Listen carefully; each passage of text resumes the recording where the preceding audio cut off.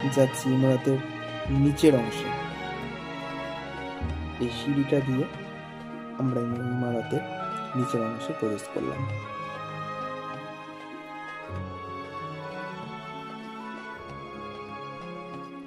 রাজা বল্লাল সেনের নামাঙ্কিত এই বৃহদাকার ঢিবিতে ভারতীয় পুরাতত্ত্ব সর্বেক্ষণ 1982 থেকে 83, 1988 থেকে 1989 খ্রিস্টাব্দের মধ্যে উৎখনন পরিচালনা করে।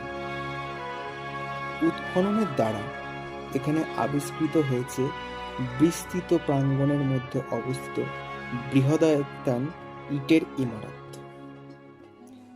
যার চারিদিকে ছিল উচ্চ প্রাচীর। মাটি খুঁড়ে পাওয়া প্রত্নতত্ত্ব বস্তুগুলির মধ্যে বিশেষ উল্লেখযোগ্য কিছু জিনিস ছিল, যেমন